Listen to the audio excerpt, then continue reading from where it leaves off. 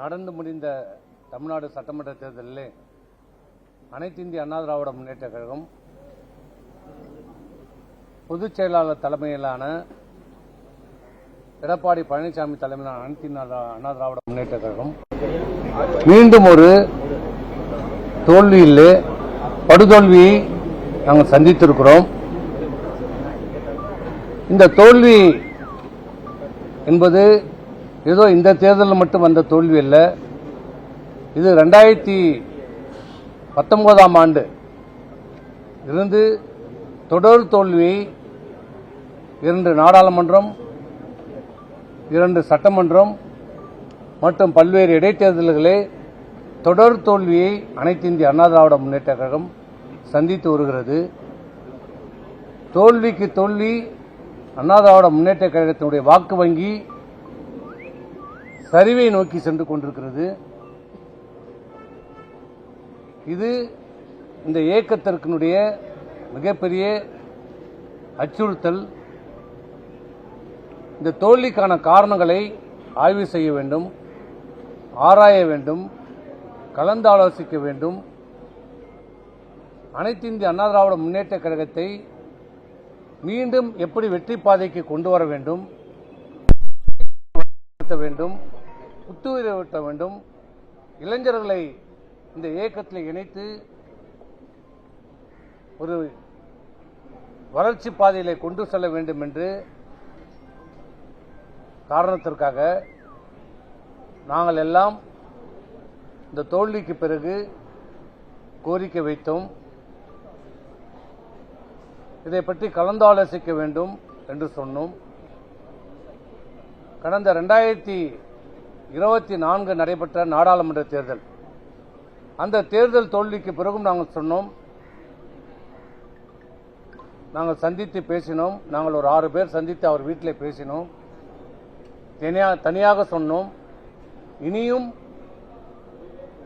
இந்த நிலை தொடர்ந்தால் நாம் எதிர்காலத்தில் வெற்றி பெற முடியாது. பிரிந்து சென்றவர்கள், நீக்கப்பட்டவர்கள் அனைவரையும் ஒருங்கிணைத்து ஒரு வலிமையான அனைத்து இந்திய அண்ணா திராவிடத்தை முன்னெடுக்க வேண்டும் என்ற கோரிக்கை அன்றைக்கு வைத்தபோது அதை நிராகரித்தார், ஏற்றுக்கொள்ள மறுத்தார், செவி கொடுக்க மறுத்தார். அது மட்டுமல்ல, அன்றைக்கும் சொன்னோம் இதை நாம் விவாதிக்க வேண்டும் என்று சொன்னோம். அதை மறுத்துவிட்டு அன்றைக்கு தலைமை கழகத்திலே ஒவ்வொரு மாவட்ட கழகமாக கூட்டி அன்றைக்கு அதை திசை திருப்பினார். தோல்விக்கான காரணத்தை ஆய்வு செய்யப்படவில்லை. அந்த மாவட்ட செயலாளர் கூட்டத்திலே ஆய்வு செய்யப்படவில்லை. அன்றைக்கு உண்மையான ஒரு ஆய்வுக் கூட்டம் நடைபெற்றிருந்தால் இந்த இயக்கத்தில் என்ன நடைபெற்றுக் கொண்டிருக்கிறது என்ற உண்மை நிர்வாகிகளுக்கு தெரிஞ்சிருக்கும். ஏன்னா அது அவருக்கு தெரியும். ஆனால் அதை செய்ய தவறிவிட்டார்.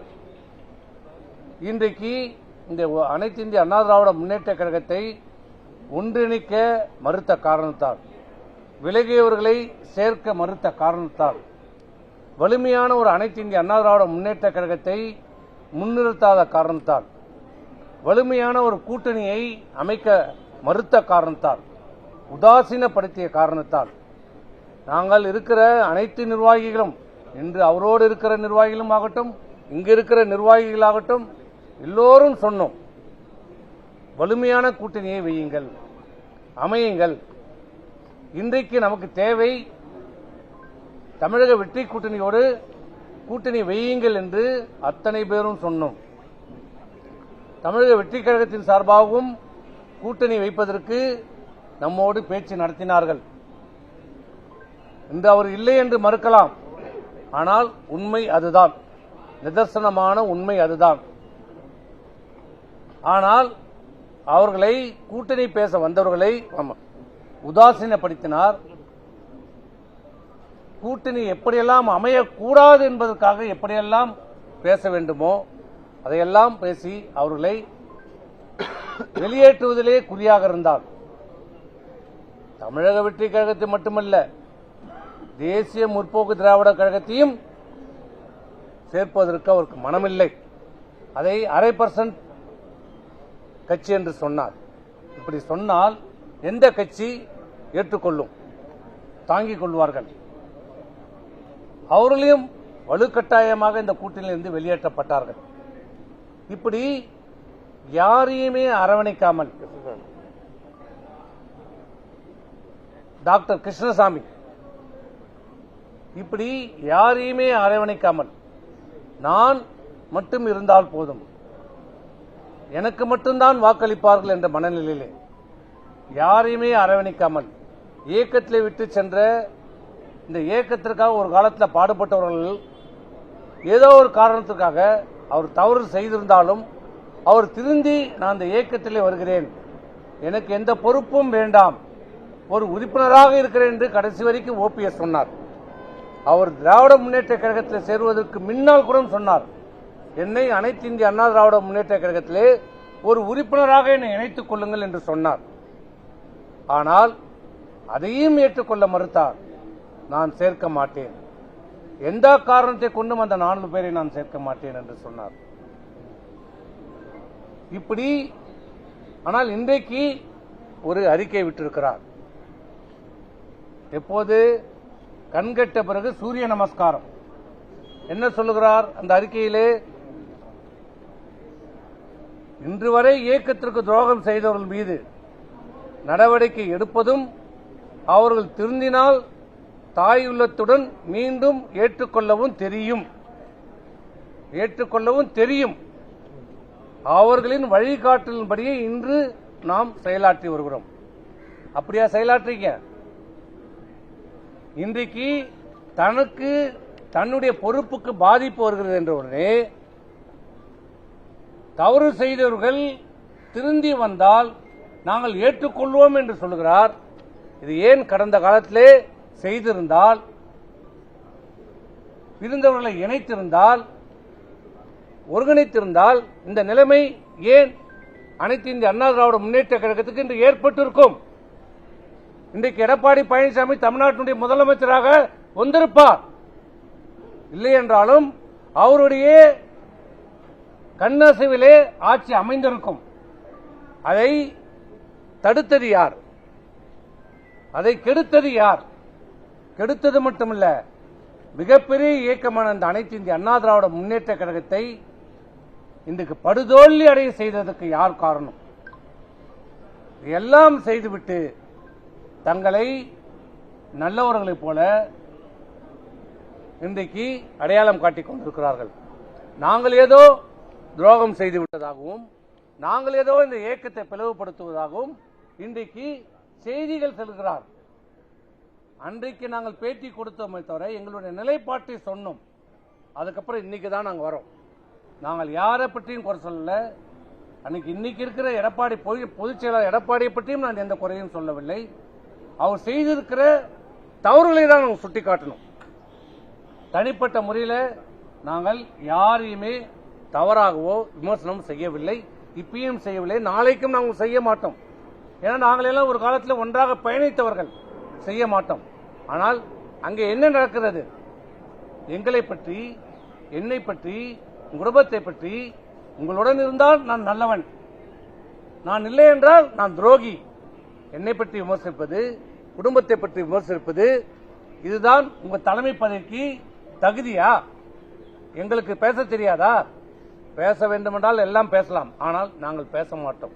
எங்களுக்கு தேவை அனைத்து இந்திய அண்ணா திராவிடம், ஒற்றுமையான அனைத்து இந்திய அண்ணா திராவிட முன்னேற்ற கழகம். அனைவரையும் பிரிந்தவர்கள், சென்றவர்கள், நீக்கப்பட்டவர்கள் அனைவரையும் ஒருங்கிணைத்து ஒற்றுமையான பலமான ஒரு அனைத்து இந்திய அண்ணா திராவிட முன்னேற்ற கழகத்தை புரட்சித் தலைவர் கண்டெடுத்த அண்ணா திமுக, மாண்புமிகு அம்மா அவர்கள் கட்டி காத்த இந்த அண்ணா திமுகவை மீட்டெடுக்க வேண்டும் என்பதுதான் எங்களுடைய ஒரே கோரிக்கை. அதான் நாங்கள் சொன்னோம். இன்றைக்கு சொல்லுகிறார் பேசிக் கொள்ளலாம் என்று சொல்லுகிறார். எங்களுக்கு அதுக்கு மாற்று கருத்தே இல்லை. நாங்கள் அதை வரவேற்கிறோம். முதல் நாளிலிருந்தே நாங்கள் இதை தான் சொல்லுகிறோம். என்ன சொல்லுகிறோம்? பொதுக்குழுவை கூட்டுங்கள், பொதுக்குழுவை கூட்டுங்கள், விவாதிப்போம், கலந்தாலோசிப்போம், நல்ல முடிவு எடுப்போம். பொதுக்குழுவில் என்ன முடிவெடுத்தாலும் அதை நாங்கள் ஏற்றுக்கொள்கிறோம், தலைவணங்கி நாங்கள் ஏற்றுக்கொள்கிறோம். இதுதான் இன்றைக்கும் இந்த நிலை, இன்னைக்கும் சரி நாளைக்கும் சரி எங்களுடைய நிலைப்பாடு இதுதான். பொதுக்குழுவை கூட்டுங்கள், விவாதியுங்கள், பேசுங்கள், முடிவெடுங்கள். ஆனால் இன்றைக்கு என்ன, பத்திரிகைகள் மூலமாக தொண்டர்களுக்கும் நிர்வாகிகளுக்கும் என்ன சொல்லுகிறார்? நான் பேசி தீர்த்துக் கொள்ளலாம், ஏதோ உயிர் மீது தவறில்லாதது போலவும் குறையில்லாதது போலவும் நாங்கள் ஏதோ தவறு செய்துவிட்டதை போல ஒரு பிம்பத்தை ஏற்படுத்த பார்க்கிறார். நாங்கள் தயார், முதல் நான் அன்றையிலிருந்தே சொல்கிறோம், நாங்கள் தயார் தயார் தயார் பேசுவதற்கு தயாராக இருக்கிறோம். பொதுக்குழுவை கூட்டுங்கள், நாங்கள் வருகிறோம், எங்கள் கருத்தை சொல்லுகிறோம், உங்களுடைய கருத்தை சொல்லுங்கள், உங்களுக்கு எந்த மாற்று கருத்தா இருந்தாலும் சொல்லுங்கள், எங்களுடைய மாற்று கருத்தையும் சொல்கிறோம். எது நியாயமோ பொதுக்குழுவிலே பெரும்பான்மையான பொதுக்குழு உறுப்பினர்கள் என்ன முடிவெடுக்கிறார்களோ அந்த முடிவுக்கு நாங்கள் தலைவணங்கி ஏற்றுக்கொள்கிறோம். எங்களுக்கு அதில் மாற்று கருத்து இல்லை. இந்த பத்திரிகையின் வாயிலாக நான் சொல்லுகிறேன், தமிழகத்தில் இருக்கிற கோடான கோடி அனைத்து இந்திய அண்ணா திராவிட முன்னேற்ற கழக தொண்டர்களுக்கும் நிர்வாகிகளுக்கும் நாங்கள் சொல்வது, நாம் எல்லோரும் அனைத்து இந்திய அண்ணா திராவிட முன்னேற்ற கழகத்துடைய தொண்டர்கள், எம்ஜிஆருடைய தொண்டர்கள், மாண்புமிகு அம்மாவுடைய பிள்ளைகள். நம்முடைய நோக்கம் மீண்டும் தமிழ்நாட்டிலே அனைத்து இந்திய அண்ணா திராவிட முன்னேற்ற கழகம் ஆள வேண்டும், வலிமையான ஒரு இயக்கமாக வர வேண்டும். அந்த ஒரே காரணத்துக்காக தான் சொல்கிறோம், எல்லோரும் ஒருங்கிணைப்போம், எல்லோரும் ஒற்றுமையாக இருப்போம், எல்லோரும் ஒற்றுமையாக செயல்படுவோம். பொதுக்குழுவை கூட்டுங்கள். ஆனால் என்ன நடக்கிறது? பொதுக்குழுவை கூட்டுங்கள் என்று சொன்னால் அவர் என்ன செய்திருக்க வேண்டும்? இன்றைக்கு சொல்கிறார், பேசலாம் என்று சொல்கிறார், பேசி தீர்த்துக் கொள்ளலாம் என்று சொல்கிறார். ஆனால் ஒரு பக்கம் பேசலாம் என்று சொல்லிவிட்டு மறுபக்கம் கட்சியில் இருந்து அனைவரும் நீக்குகிறார். இதுவரை 31 மாவட்ட செயலாளர் பதவிகளை நீக்கியிருக்கிறார், விடுவித்திருக்கிறார். இன்னும் என்ன சொல்லுகிறார்? யாராவது கையெழுத்து போட மறுத்தால், அவர்கள் கேட்கிற மறுத்தால் உங்களுடைய பதவி பறிக்கப்படும், அங்கே கையெழுத்திட்டால் உங்கள் பதவி பறிக்கப்படும். இப்படி அச்சுறுத்தி மிரட்டி உருட்டி இன்றைக்கு கட்சிக்காரர்களை மிரட்டி உருட்டி வைக்கப்பட்டிருக்கிறார்கள் நிர்வாகிகள். இப்படி அச்சுறுத்தலே வச்சிருந்தால் ஒரு கட்சி எப்படி வளரும்? அன்பா பாசமாக அரவணைத்து செல்ல வேண்டும், தொண்டர்களையும் நிர்வாகிகளும் அரவணைத்து செல்ல வேண்டும், தட்டி கொடுத்து செல்ல வேண்டும், பாசத்தோடு செல்ல வேண்டும். ஆனால் இங்க என்ன சொல்லப்படுகிறது? உன் பதவி எடுக்கப்படும், நீ நீக்கப்படுவாய் என்று மிரட்டப்படுகிறார்கள், அச்சுறுத்தப்படுகிறார்கள். பார்த்தீர்களா? 37 பேர் பதவிகளை நீக்கியிருக்கிறோம். உங்கள் ஒன்றிய செயலாளர் பதவி எடுக்கப்படும், நகர செயலாளர் பதவி எடுக்கப்படும் என்று சொல்லப்படுகிறது. இது நீக்கியது நடவடிக்கை முற்றிலுமாக சட்டத்துக்கு புறமானது. அதிகாரம் இல்லை, அதிகாரம் இருக்கிறது என்ற பெயரில் நீக்கினாலும் அது செல்லாது. இன்று வரை இந்த நிமிடம் வரை நீக்கிய விடுவிக்கப்பட்ட பொறுப்புகளை செல்லாது. ஏன்னா ஒரு இயக்கத்தில் பிளவுபட்டால், கருத்து வேறுபாடு ஏற்படுகிற போது, பிளவு என்ற ஒரு நிலைமை வருகிற போது, என்றைக்கு அந்த கருத்து வேறுபாடு வருகிறதோ, என்றைக்கு அந்த பிளவு அதிகாரப்பூர்வமாக வருகிறதோ, அன்றைய தேதியில யார் யாரெல்லாம் பொறுப்பில் இருக்கிறார்களோ அந்த பொறுப்பில் இருக்கிறவர் தான் நீதிமன்றத்துக்கும் பிரமாண பாத்திரத்தில் கையெழுத்திட வேண்டும். தேர்தல் ஆணையத்திலும் அபிடேவிட்ல அவர்கள் தான் கையெழுத்திட வேண்டும். இப்போது 31 மாவட்ட செயலரை விடுவித்து விட்டு 31 மாவட்ட செயலரை போட்டிருக்கிறார்களே, நாளை தேர்தல் ஆணையத்தில் இந்த வழக்கு வந்தால், நீதிமன்றத்தில் இந்த வழக்கு வந்தால் நாங்கள் தான் கையெழுத்திட வேண்டும். புதிதாக நியமிக்கப்பட்டிருக்கிற யார் கையெழுத்திட்டாலும் செல்லாது, செல்லாது, செல்லாது. அது ஒரு செல்லாத நோட்டு. ஏனென்றால் அதற்கு உதாரணம் வேறு யாரையும் கேட்க வேண்டாம். இவர்கள் எப்படி தேர்ந்தெடுக்கப்பட்டார்கள்? ஓ பன்னீர்செல்வமும் எடப்பாடி பன்னீர்செல்வமும் எடப்பாடி பழனிசாமி அவர்களும் தேர்தல் ஆணையத்திலே வழக்கு நடைபெற்ற போது தீர்ப்பு வழங்கப்பட்டது. அதுல பெரும்பான்மை பொதுக்குழு உறுப்பினர் யாருக்கு இருக்கிறார்கள் என்று கணக்கெடுக்கப்பட்ட போது எந்த தேதி நிர்ணயிக்கப்பட்டது தெரியுமா? 5/12/2016 அம்மா இறந்த தேதி. ஆனால் பிப்ரவரி 17ஆம் தேதி தான் 17ஆம் ஆண்டு தான் கட்சியிலே அதிகாரப்பூர்வமாக சண்டை வருகிறது. ஓபிஎஸ்க்கும் எடப்பாடி பழனிசாமிக்கும். இவர் 500 பேரை நீக்குகிறார், அவர் 500 பேரை நீக்குகிறார். இவர் 500 பேரை நியமிக்கிறார், அவர் 500 பேரை நீக்கிறார். ஆனால் தேர்தல் ஆணையம் அதை கணக்கில் எடுத்துக் கொள்ளப்படவில்லை.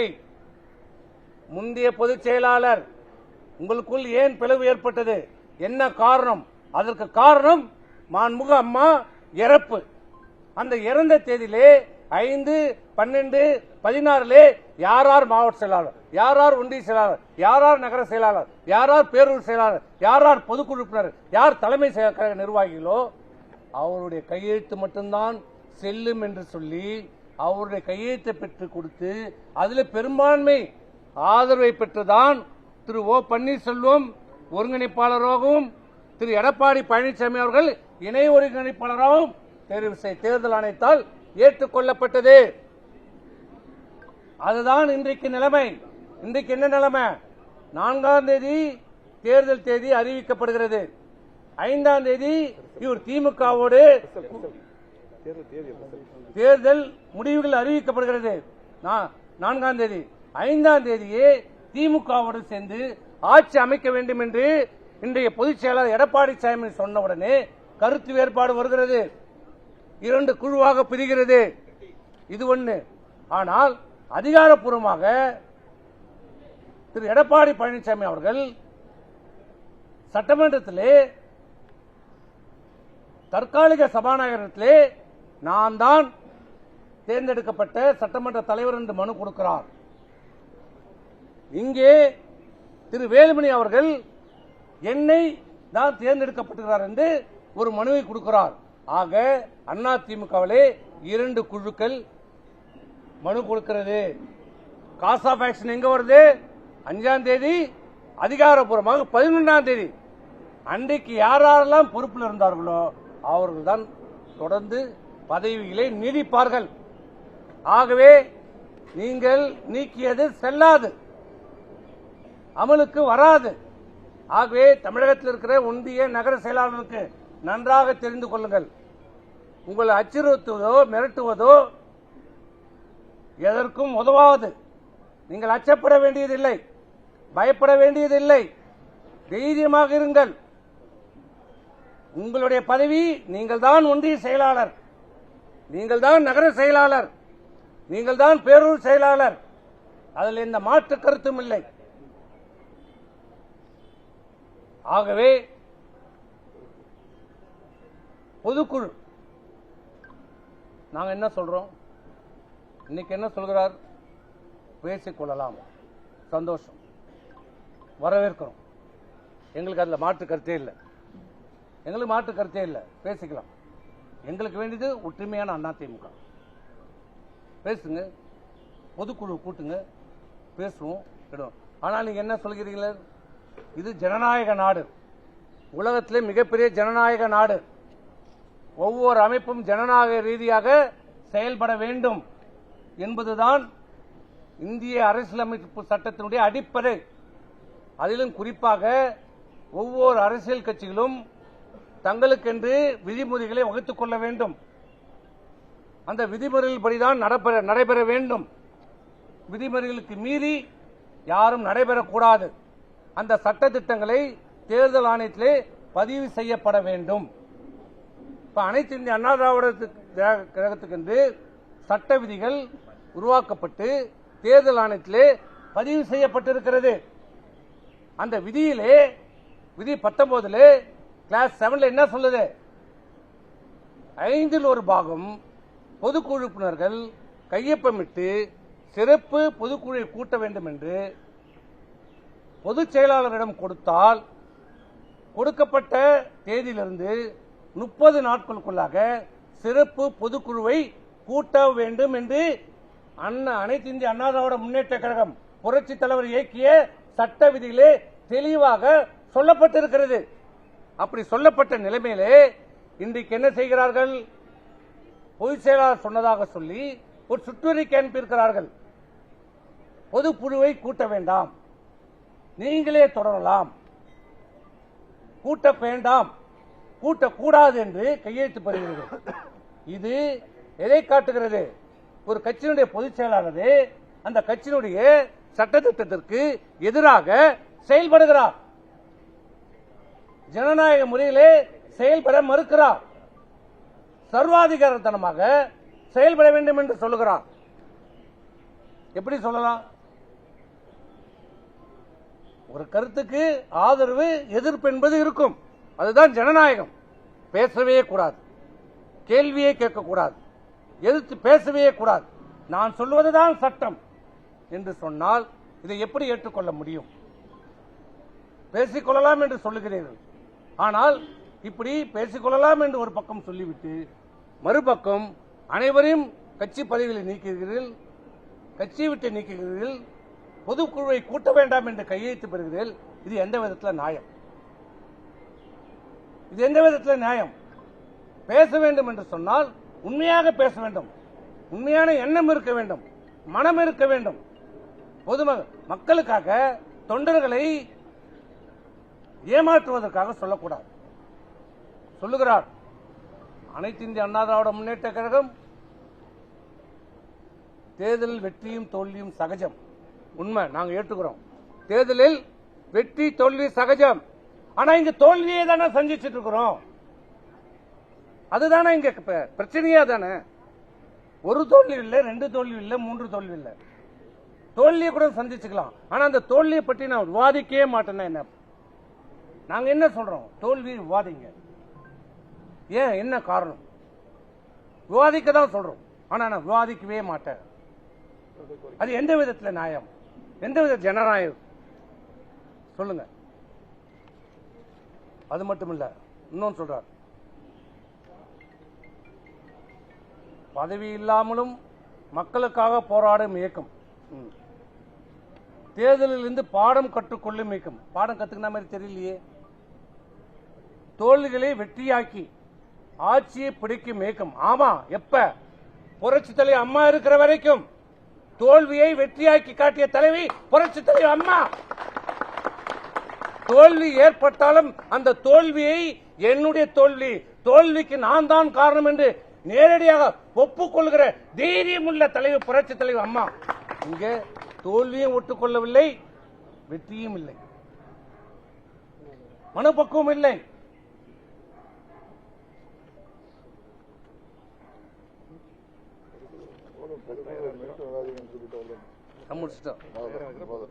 அதாவது துரோகம் செய்தவர்கள் எல்லாம் இருப்பான். அதான் நான் உங்களை கேட்கிறேன், என்ன கேட்காதீங்க, அவரை போய் கேளுங்க, அவரை போய் கேளுங்க. ஆகவே எங்களுக்கு எங்களுடைய நோக்கம் வலிமையான அனைத்து இந்திய அண்ணா திராவிட முன்னேற்ற கழகம் உருவாக்கப்பட வேண்டும். எம்ஜிஆர் அவர்கள் உருவாக்கிய இந்த இயக்கம், மாண்பு அம்மா அவர்களால் கட்டி காக்கப்பட்ட இந்த இயக்கம் மீண்டும் வெற்றி பாதையிலே கொண்டு வர வேண்டும். அனைவரையும் ஒருங்கிணைக்க வேண்டும். காழ்ப்புணர்ச்சியோடு நடக்கக்கூடாது. பிரிந்தவர்கள், நீக்கப்பட்டவர்கள், வெளியேற்றப்பட்டவர்கள் அனைவரையும் அழைத்து பேசுங்கள். அனைவரும் இந்த இயக்கத்திலே சேருங்கள், பேசுங்கள்.